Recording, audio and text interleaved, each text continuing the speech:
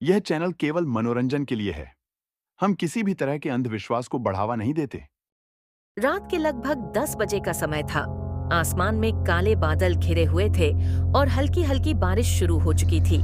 एक छोटे से गांव के किनारे पर स्थित एक पुरानी हवेली पर कोई नजर नहीं डालता था, मानो वह हवेली किसी भूत की हो। लोग कहते थे कि वहां रात के समय अजीबोगरीब आवाजें आती हैं और जो भी अंदर गया वह कभी वापस नहीं लौटा। गांव के लोगों में इस हवेली का नाम भूल भुलैया हवेली पड़ चुका था। यह हवेली 100 साल से भी पुरानी थी और इसे जमींदार ठाकुर रघुवीर सिंह ने बनवाया था। ठाकुर रघुवीर सिंह की मौत के बाद हवेली में कुछ अनहोनी घटनाएं होने लगी। कुछ लोगों का कहना था कि ठाकुर के मरने के बाद उनकी आत्मा हवेली में ही रह गई थी। 4 दोस्तों की योजना 4 दोस्तों आरव, सोनिया, विशाल और नीलम ने उस हवेली की सच्चाई जानने की ठानी। वे रोमांच और डरावनी कहानियों में दिलचस्पी रखते थे और इस हवेली की कहानियों ने उन्हें अपनी ओर आकर्षित कर लिया था। उन्होंने तय किया कि वे इस रहस्य का पर्दाफाश करेंगे और पता लगाएंगे कि असल में वहाँ क्या छिपा है। क्या तुम सच में सोचते हो कि वहाँ भूत है? विशाल ने संदेह से पूछा। भूत नहीं होते, ये सब सिर्फ अफवाहें हैं, आरव ने मुस्कुराते हुए कहा। हमें वहाँ जाकर खुद देखना चाहिए। सोनिया और नीलम ने थोड़ी हिचकिचाहट के बाद हामी भर दी। वे सब जानते थे कि यह कदम जोखिम भरा है, लेकिन उन्हें यकीन था कि वे जो भी सामना करेंगे उसका हल निकाल लेंगे। हवेली के भीतर अगली रात चारों दोस्त हवेली के सामने खड़े थे। हवेली बहुत ही डरावनी लग रही थी। दीवारों पर पड़ी दरारें, खिड़कियों से झांकते हुए जाले और टूटी फूटी छत हवेली की भयावहता को और बढ़ा रहे थे। दरवाजे पर लोहे की एक पुरानी ताला लटक रही थी, लेकिन आरव ने इसे खोलने के लिए अपने साथ लाए हथियारों का इस्तेमाल किया। दरवाजा भारी आवाज के साथ खुला और अंदर का दृश्य देखते ही उनके रोंगटे खड़े हो गए। अंदर का माहौल सर्द और अजीब था। हवेली की दीवारों पर धूल की मोटी परतें थीं और हर कोने से अजीब सी आवाजें आ रही थीं। वे चारों हिम्मत जुटाकर अंदर कदम रखते गए। अचानक उन्हें लगा कि कोई उनकी ओर देख रहा है, लेकिन वहां कोई नहीं था।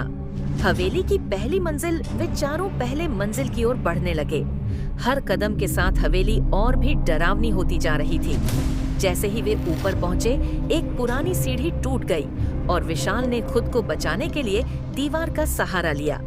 वे एक कमरे में पहुंचे जहां फर्श पर अजीबोगरीब चिन्ह बने हुए थे। उन चिन्हों को देखकर सोनिया ने कहा, ये तो किसी तांत्रिक क्रिया के निशान लगते हैं, लेकिन आरव ने उसे शांत किया और कहा, बस थोड़ी देर और, हमें सच्चाई का पता लगाना है। अचानक हवा में एक अजीब सी ठंडक फैल गई। दरवाजे अपने आप बंद होने लगे और दीवारों पर टंगे चित्र हिलने लगे।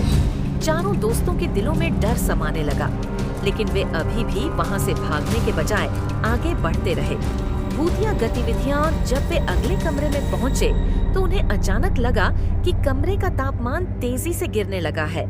नीलम ने ठंड से कांपते हुए कहा, यह सब बहुत ही अजीब है, मुझे यहाँ अब और रुकने की हिम्मत नहीं हो रही है। सोनिया ने भी उसके साथ सहमति जताई। यहाँ कुछ ठीक नहीं है, हमें बाहर निकलना चाहिए।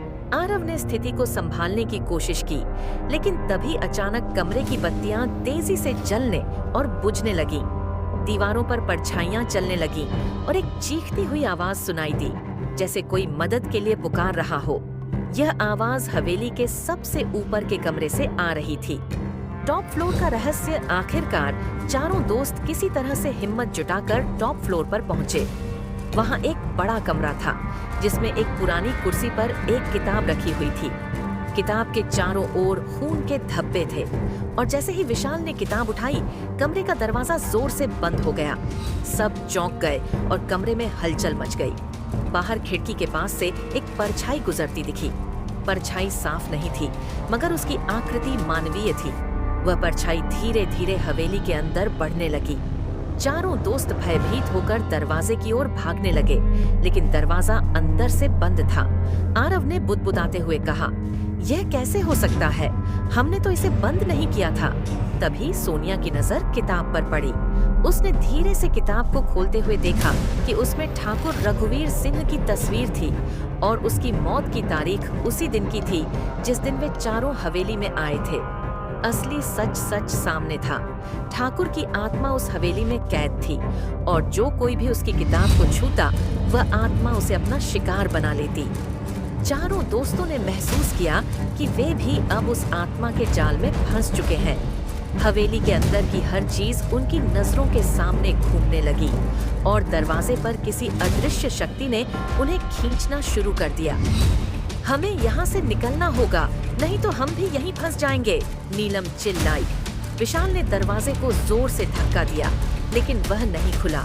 चारों ने मिलकर दरवाजे को तोड़ने की कोशिश की और अंततः वे किसी तरह बाहर निकलने में सफल हो गए। हवेली से बाहर निकलते ही हवा तेज हो गई और बारिश भी जोर से होने लगी। चारों ने एक दूसरे की ओर देखा और गहरी सांस ली। अंत का डर वे गांव वापस लौट आए, लेकिन उनकी आंखों में डर साफ झलक रहा था। हवेली का रहस्य अब उनके सामने था और वे जानते थे कि इस भयानक अनुभव को वे कभी नहीं भुला पाएंगे। उस रात के बाद से चारों दोस्तों ने फिर कभी उस हवेली की ओर मुड़कर नहीं देखा। हवेली अब भी वीरान पड़ी थी, लेकिन अब उन्हें पता था कि उसके अंदर क्या छिपा था। एक भटकती आत्मा जो अब भी किसी नए शिकार की तलाश में थी। इस अनुभव ने उन्हें सिखाया कि कुछ रहस्य हमेशा रहस्य ही रहने देना चाहिए। इसी तरह रोमांचक कहानियां सुनने के लिए हमारे ड्रीम टोन स्टोरी चैनल को सब्सक्राइब करना ना भूले और हाँ, बेल आइकन को भी दबा देना, जिससे हमारे आने वाली वीडियो आप तक पहुंच सके। धन्यवाद।